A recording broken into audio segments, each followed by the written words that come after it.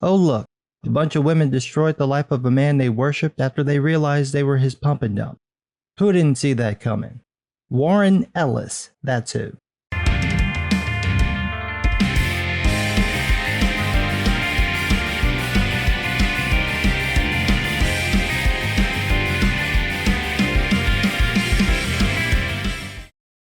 The destruction of Warren Ellis' career has been a thing to behold, not because it's tragic or unfair, that always comes with these things, but because it's so predictable.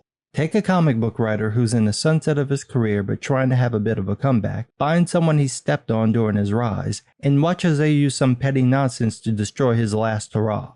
I give you Warren Ellis, former superstar comic book writer but still pretentious asshole, who was having a bit of a renaissance with the Castlevania show and a couple of comics.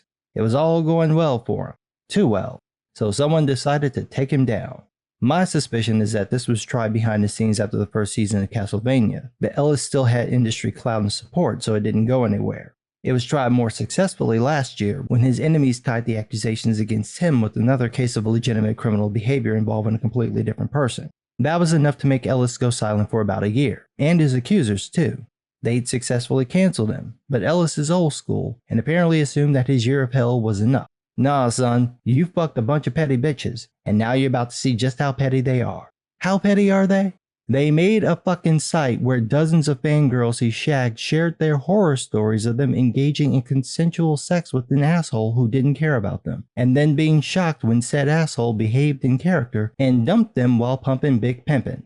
I know there are going to be people upset about my response to this, but the complaints are that you were in a consensual relationship and he used you, and let's be fair, you were using him too. And then he dumped you when you wouldn't put out or he got bored with you, and I'm failing to see the problem.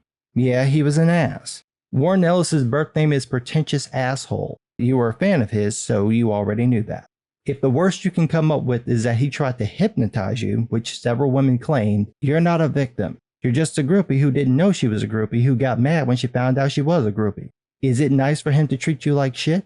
No. But it's also not a crime, and it shouldn't be a career-ending offense. Especially since it's not like you weren't doing the same thing to him. I don't think every girl who hooked up with Ellis was using him to get a career, but I'm sure a lot were, and that may be one of the reasons he treated them the way he did.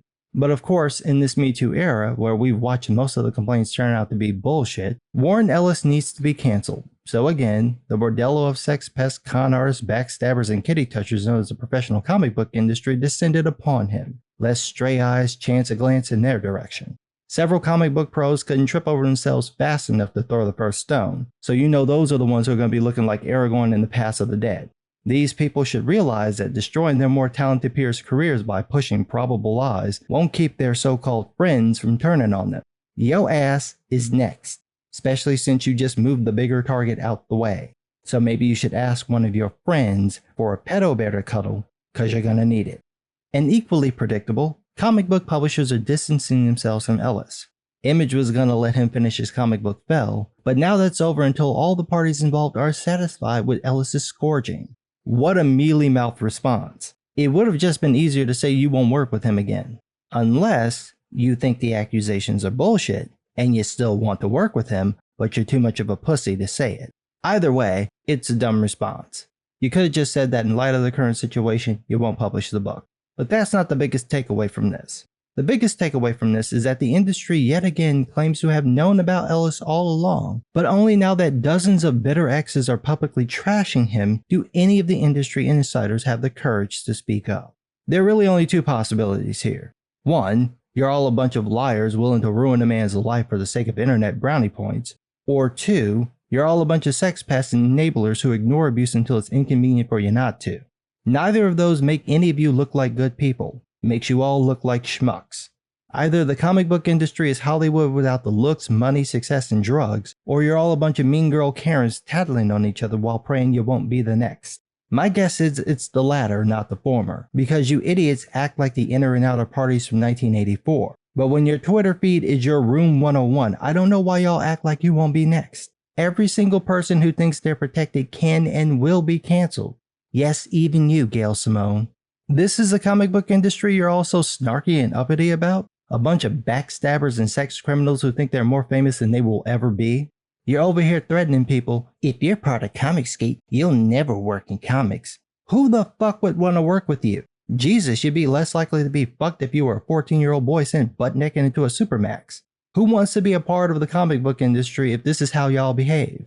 What is wrong with all of you that you're attracting this many alleged sex pests and that you destroy anyone served up to you without a second thought?